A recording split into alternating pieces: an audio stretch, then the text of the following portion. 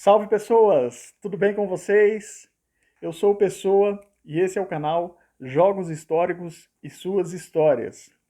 Aqui nesse canal nós vamos estar sempre relembrando com vocês detalhes e curiosidades acerca de jogos que realmente marcaram época, partidas de futebol que se tornaram memoráveis e que por isso estão sempre presentes aí nas nossas conversas, nas nossas resenhas e que sempre merecem ser revistas, relembradas, porque, como eu disse, realmente são jogos que se tornaram inesquecíveis. Jogos como, por exemplo, a partida entre Brasil e Argentina, disputada pelas oitavas de final da Copa do Mundo de 1990. A Copa de 1990, você se lembra, ela foi disputada na Itália, ela era a 14ª edição do torneio realizado pela FIFA, e a Argentina chegava àquela Copa como atual campeã do mundo. 4 anos antes no México, os argentinos haviam levantado o caneco e foram para a Itália buscar aí aquela que seria a sua terceira conquista de Copa do Mundo ou seu tricampeonato mundial. A Argentina buscava naquela época entrar para o seletíssimo grupo das seleções que podiam contar com 3 títulos mundiais, que na época eram Brasil, Itália e Alemanha. Já o Brasil chegava àquela Copa um tanto quanto desacreditado. O Brasil não tinha um grande time, o Brasil não tinha um craque, um matador, e o Brasil tinha um técnico um tanto quanto discutível, que era o Sebastião Lazzaroni. Mas o Brasil tinha um trunfo ao seu favor, que era o fato de ser o atual campeão sul-americano. Né? Um ano antes, em 1989, o Brasil havia conquistado aqui mesmo, no Brasil, a Copa América, e encerrado assim um jejum de 40 anos sem um título sul-americano. O Brasil havia ganhado a Copa América em 1949 e só foi ganhar novamente no ano de 1989, ou seja, 40 anos depois. Algo que a nossa geração atual jamais vai ver acontecer, que é a seleção brasileira passar 40 anos sem conquistar uma Copa América. Mas foi o que aconteceu naquela época. Até que no ano de 1989, como eu disse, o Brasil então sai dessa fila, né, encerra esse jejum, conquista o título e quando vai para a Itália em 1990, o Brasil vai então ostentando aí o status de atual campeão sul-americano. E isso dá alguma esperança, isso gera alguma expectativa na torcida, porque, de certa forma, apesar de não ter um grande time, a expectativa era que o Brasil papasse a Copa, como dizia o jargão da Globo na época, né? Papa essa, Brasil. A expectativa era que o Brasil realmente conquistasse lá o seu tão sonhado, tão esperado tetracampeonato mundial. Pois bem, as campanhas de Brasil e Argentina antes de se encontrarem nas oitavas de final, como foram? O Brasil estreou na Copa de 1990 jogando contra a Suécia. E o Brasil venceu o jogo por 2-1, com gols marcados pelo Careca. 2 gols marcados pelo Careca. Na segunda rodada, o Brasil enfrentou a Costa Rica e venceu por 1-0, com um gol marcado pelo Miller. E na terceira e última rodada da primeira fase, o Brasil enfrentou a Escócia e também venceu por 1-0, também com um gol marcado pelo Miller. Você se lembra, naquela época a vitória valia 2 pontos no futebol. Então o Brasil fez 3 jogos, 3 vitórias, somou 6 pontos. O Brasil ficou, assim, em segundo na classificação geral das seleções que se classificaram para as oitavas de final. O Brasil ficou atrás apenas da Itália. A Itália também venceu os seus 3 jogos, ou seja, também fez 6 pontos na primeira fase, mas a Itália passou toda a primeira fase sem sofrer gols. E esse foi o diferencial que fez com que a Itália ficasse em primeiro na classificação geral e o Brasil em segundo. O Brasil sofreu um gol na sua estreia, no jogo contra a Suécia, e a Itália passou os 3 jogos da primeira fase sem sofrer gols. Aliás, vale mencionar que a Itália passou não só os 3 jogos da primeira fase, os seus 3 primeiros jogos na Copa do Mundo sem sofrer gols.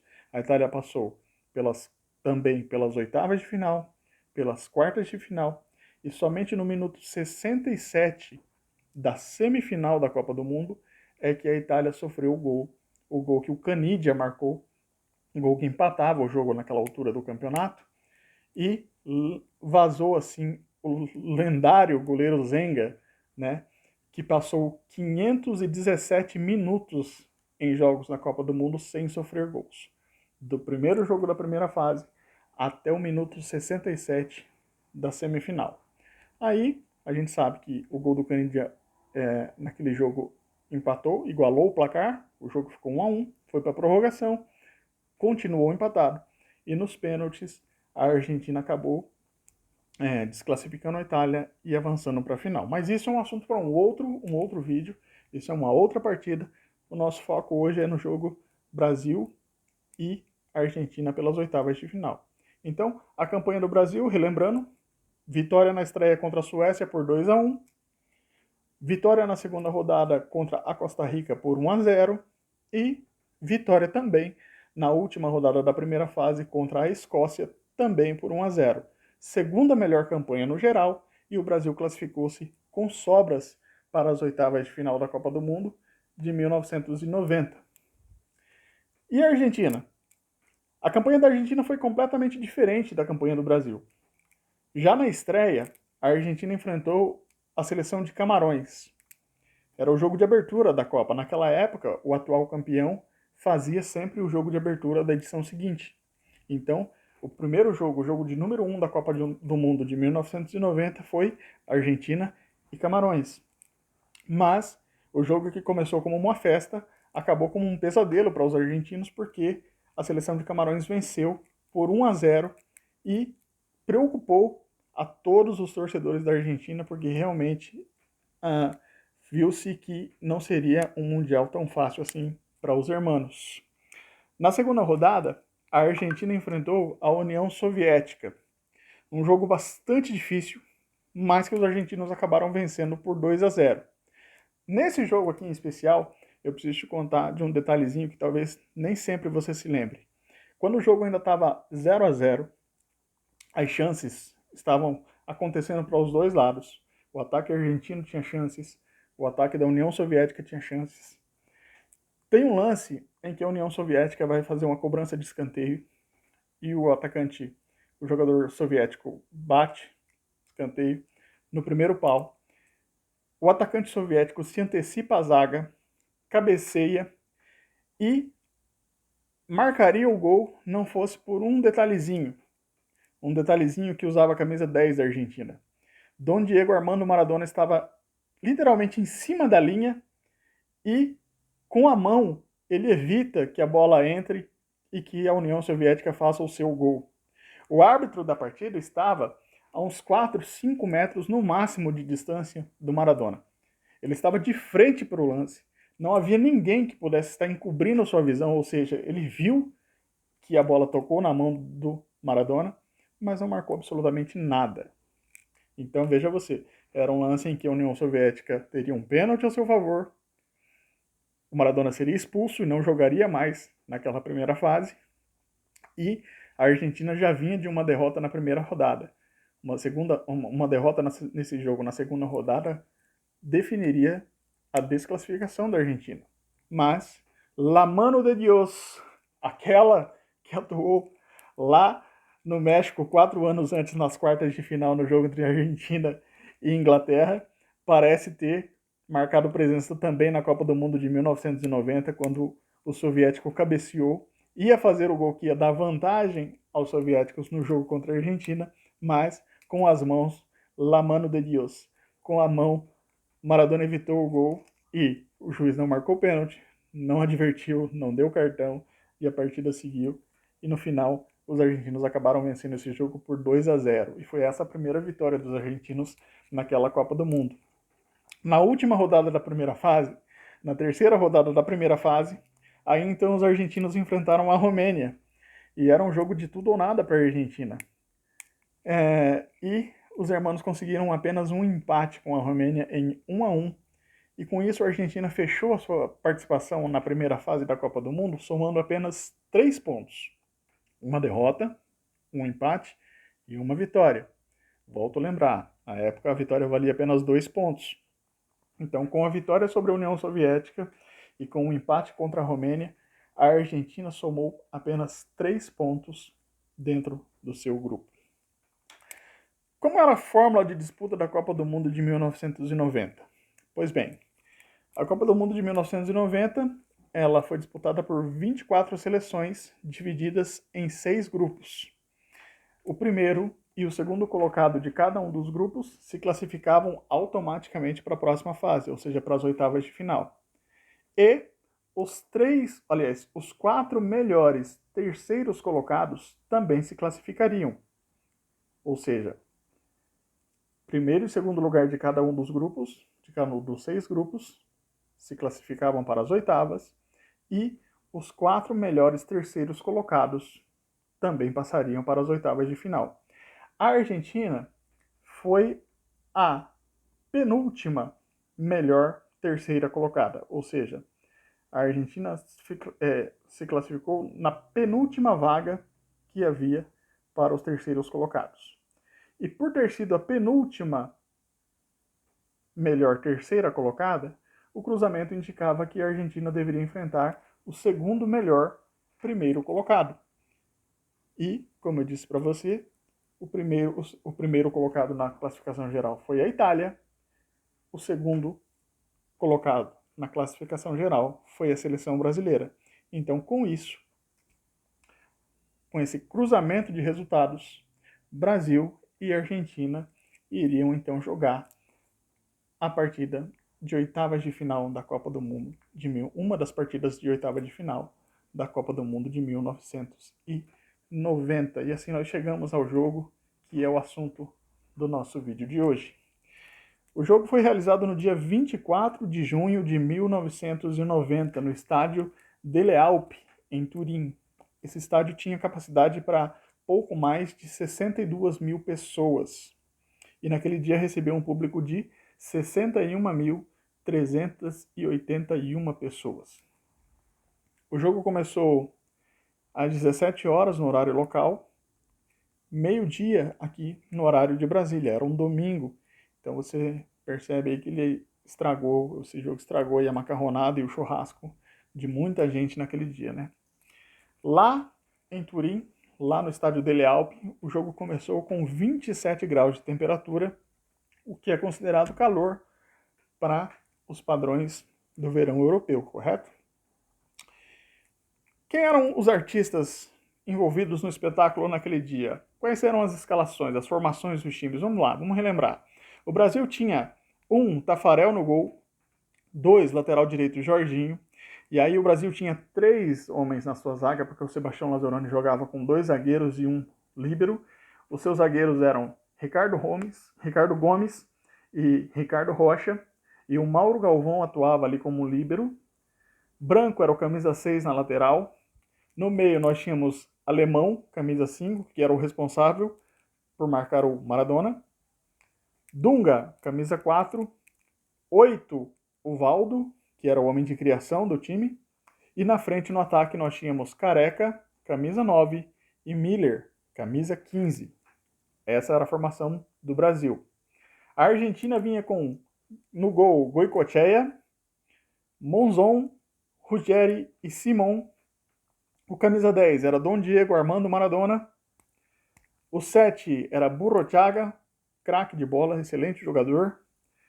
A Argentina ainda tinha Basualdo, Giusti, Olartiquechea, Trollio e, na frente, Canidia, camisa 8. Essa era a formação do time argentino. O árbitro da partida foi o senhor Joël Quinu, da França. Esse juiz ele iria se reencontrar com o Brasil 4 anos depois, na Copa do Mundo de 1994, coincidentemente nas oitavas de final, novamente. No jogo de 4 de julho de 1994, o jogo entre Brasil e Estados Unidos, válido pelas oitavas de final da Copa de 94, o senhor Joël Quinu foi o responsável pelo apito também. Ele foi auxiliado no jogo lá de 1990 ele seria auxiliado pelo soviético Alexei Spirin e o italiano Pierlucio Pairetto. Por que eu disse que ele seria auxiliado por esses senhores? Porque houve uma substituição no trio de arbitragem. Algo que a gente não vê acontecer todos os dias, algo que realmente não é comum, principalmente em se tratando de Copa do Mundo. Mas o fato é que o soviético Alexei Spirin foi tirado do trio de arbitragem e aí colocaram no lugar dele o senhor Neji Juni, da Tunísia, que não era auxiliar, não era bandeirinha, ele era juiz, ele era árbitro, mas foi escalado para naquele jogo trabalhar como o bandeirinha, como assistente. Aliás, esse senhor Neji Juni, ele já havia apitado um jogo do Brasil na Copa do Mundo, o jogo entre Brasil e Costa Rica, o segundo jogo do Brasil na Copa do Mundo. Ele havia atuado como juiz e nessas oitavas de final, em cima da hora, não se sabe muito bem por que até hoje, foi escalado para substituir o russo Alexei Spirin e trabalhar na bandeirinha de número 1. A atuação dele foi catastrófica, ele errou absolutamente tudo que você pudesse imaginar, tudo que você puder imaginar, mas ele não comprometeu o resultado, porque ele errou tanto para o lado brasileiro quanto para o lado argentino. Então, o homem foi tão ruim, mas tão ruim, que ele conseguiu desagradar a todos. Conseguiu desagradar a nós brasileiros e também a torcida e aos atletas argentinos, ok? Esse é o cenário do jogo e essa é a moldura do quadro da obra de arte pintada por brasileiros e argentinos no dia 24 de junho de 1990, no jogo válido pelas oitavas de final da Copa da Itália. Quando o jogo começou, a expectativa era de que o Brasil realmente pudesse amassar os argentinos. A campanha no Brasil era muito melhor, ou seja, na primeira fase da Copa, o Brasil tinha se apresentado melhor que os argentinos. O Brasil era o segundo melhor time da Copa até aquela altura e a Argentina vinha se arrastando no torneio. Praticamente eliminada, a Argentina conseguiu, nos últimos minutos, digamos assim, no apagar das luzes, se classificar e se qualificar para as oitavas de final. E quando o jogo começa, essa realidade, essa diferença entre argentinos e brasileiros começa a ser vista em campo. O Brasil começa realmente dando pinta de quem vai amassar a seleção argentina. Tem um lance logo no início do jogo, com menos de um minuto, em que o alemão rouba uma bola na defesa brasileira, lança para o meio, o Miller faz um corta-luz, com isso a bola chega até o Careca domina, avança para o ataque, dribla o seu marcador, que era o Simon, invade a área e tem plenas condições de finalizar sozinho, cara a cara com o goleiro. Mas aí o Careca resolveu dar um driblezinho a mais, enfeitar um pouquinho mais o lance. E nesse drible a mais que ele resolveu dar, ele deu tempo para que o goleiro Goicoechea se posicionasse um pouco melhor. E depois desse drible extra, o Careca finalizou e não chutou tão bem assim. E o Goicoechea defendeu e a bola acabou indo para escanteio. Por que eu gosto de falar sobre esse lance? Porque ele ilustra muito, muito bem o que aconteceu ao longo do jogo como um todo. O Brasil criou muitas chances. E com excesso de preciosismo, o Brasil foi perdendo uma chance após outra. Aos 30 minutos do primeiro tempo, o Brasil já havia tido 5 chances claras de gols. E a impressão que dava é que esse gol sairia a qualquer momento, e até hoje ele não saiu. Aos 30 minutos, o Brasil já tinha tido 2 chances com o Careca, uma chance com o Alemão, uma boa chance com o Miller e uma cabeçada do Dunga que bateu na trave. Mas apesar de criar e de ter boas chances, quando chegava no momento da finalização, a seleção brasileira pecava e não matava o jogo. Não conseguia abrir o placar. Os argentinos, em contrapartida, só tiveram uma finalização ao longo de todo o primeiro tempo. Foi aos 27 minutos do primeiro tempo, um chute fraco, que a bola foi praticamente recuada para o Taffarel, e o Taffarel nem sequer precisou cair para defender. Essa foi a única finalização que os argentinos tiveram ao longo do primeiro tempo todo.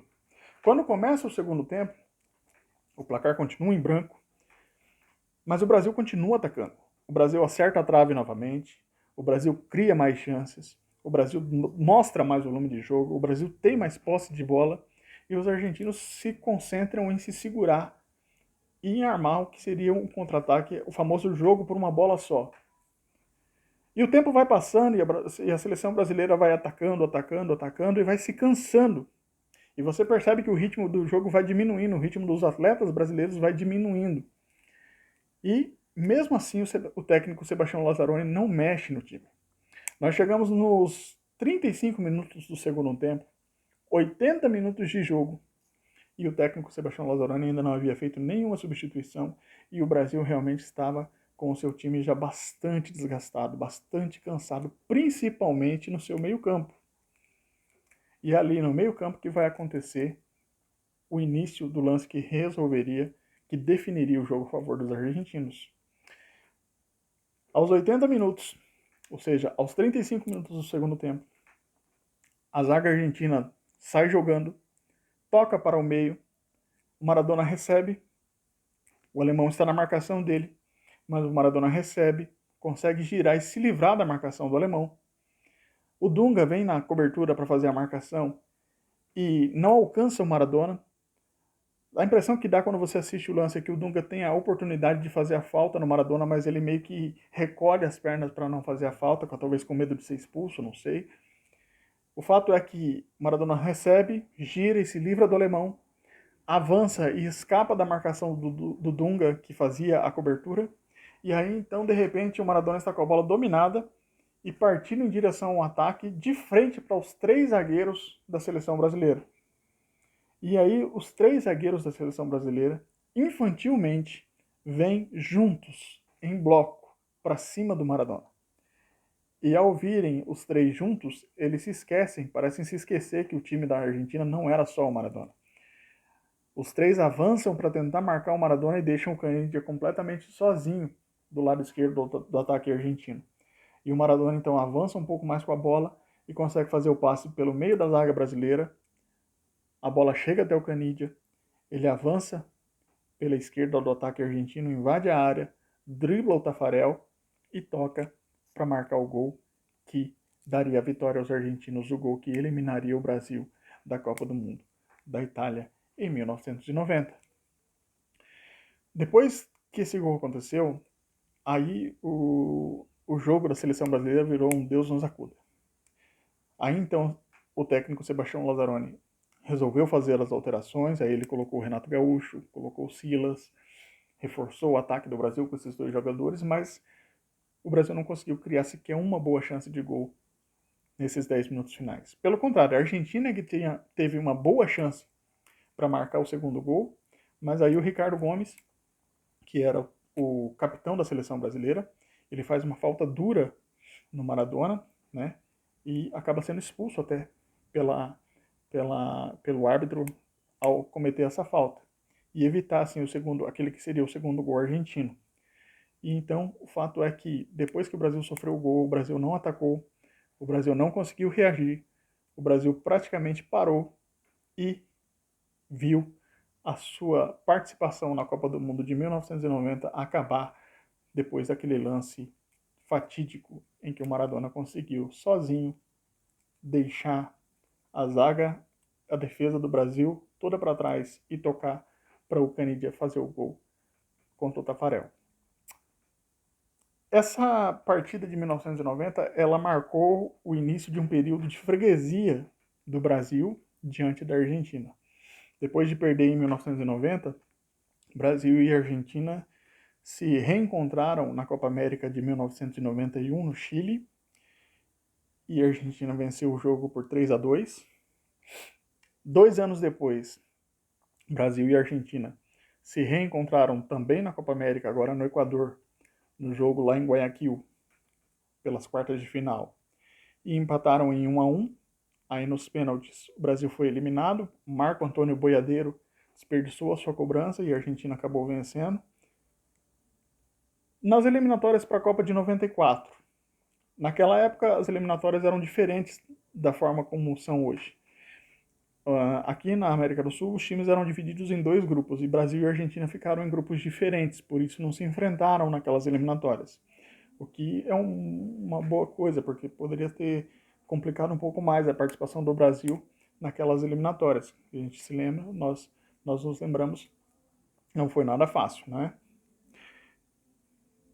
Brasil e Argentina vão voltar a se encontrar novamente só em 1995, também no jogo válido pela Copa América, no Uruguai. O jogo terminou 2-2 e nos pênaltis o Brasil conseguiu então derrotar a Argentina e seguir vivo na competição daquele ano. mas o fato é que depois de 90, depois dessa derrota em 1990, o Brasil passou aí um bom tempo sendo freguês dos hermanos argentinos. Duas coisas precisam ser ditas acerca desse jogo de 1990. A primeira é sobre a famosa água batizada, que os argentinos teriam oferecido aos atletas brasileiros, e essa água teria feito com que o desempenho desses atletas tivesse sido prejudicado no jogo. O Branco deu uma entrevista no dia seguinte ao jogo dizendo que tomou essa água dada pelos argentinos e que se sentiu mal e que isso teria sido o causador da sua participação tão ruim assim, da sua atuação tão ruim assim no jogo. Mas o fato é que quando a partida começou, com menos de 10 minutos de jogo, tem dois lances que me chamam bem a atenção na atuação do Branco. O primeiro é que ele está na meia esquerda do ataque brasileiro, próximo do Mauro Galvão, e ele vai tocar uma bola para o Mauro Galvão, um passe de menos de 2 metros. Um passe fácil, sem marcação, só ele, a bola e o Mauro Galvão, e o Branco consegue errar esse passe. Algum tempinho depois, uns minutinhos depois, tocam uma bola para o Branco, e ele vai tentar dominar, a bola bate na canela dele, espirra, sai, ele perde a posse de bola, e nesse momento da transmissão, o Galvão Bueno, que estava narrando o jogo pela Globo naquele dia, diz: "E o Branco não está num bom dia." E esses lances vão se repetindo ao longo da partida. O Branco vai tendo outros lances em que ele vai errando até infantilmente, até chegar lá no final do jogo, já depois do gol sofrido pela seleção brasileira, e um lance na defesa do Brasil, o Branco está sozinho, a bola ele e só, e ele tropeça praticamente na bola, cai sobre ela e, sei lá, se perde pelo lance. E aí o Galvão diz novamente que realmente não foi um bom dia para o Branco. Então, assim, o fato é que, na minha opinião, o Branco já vinha mal desde o início do jogo, antes de tomar água, antes de qualquer massagista argentino entrar em campo. E dizer que a atuação dele foi ruim por conta da água batizada, eu acho que é um pouquinho de forçação de barra. Por mais que os argentinos tenham dito isso depois, tenham assumido que realmente fizeram isso depois, isso é parte do folclore das Copas do Mundo e realmente nunca se levou a sério essa acusação e nunca se confirmou nada, nunca se comprovou nada acerca disso. E eu, na minha opinião, acho que a atuação do Branco já estava ruim antes mesmo dele tomar qualquer água naquele dia, não só dele, mas a de outros atletas brasileiros também, e isso comprometeu o time como um todo e foi um dos fatores responsáveis pela eliminação do Brasil naquele dia. O segundo ponto que é preciso frisar sobre esse jogo. Como eu disse, a campanha do Brasil na primeira fase foi muito melhor que a da Argentina. A expectativa em cima do Brasil naquele jogo era muito maior do que sobre a Argentina. O favoritismo naquele dia, apesar da Argentina ser a atual campeã mundial, era brasileiro. E, por isso, a imensa maioria da torcida no estádio naquele dia era formada por brasileiros. Você vê isso desde o início do jogo, desde a execução do hino nacional, que aliás foi muito mal tocado pela bandinha em campo, durante todos os momentos do jogo, você vê que a torcida brasileira é imensa maioria na arquibancada, e por ser imensa maioria na arquibancada, a torcida do Brasil começa a vaiar o Maradona em todos os lances que o Maradona pega na bola do início ao final do jogo. E quando você joga contra um craque, quando você joga contra um gênio da bola, a gente sabe que não é bom negócio você provocá-lo, não é bom negócio você vaiá-lo, porque na primeira oportunidade que ele tiver, ele vai fazer com que a torcida adversária se cale. O Maradona jogou aquele jogo, dizem, com uma perna só. Tem fotos dele naquela época com o tornozelo direito extremamente inchado. Além disso, o Maradona foi caçado em campo durante toda a partida. Os argentinos bateram bastante nos brasileiros? Sim, bateram. Essa sua característica maior nunca vai mudar e naquele jogo não foi diferente.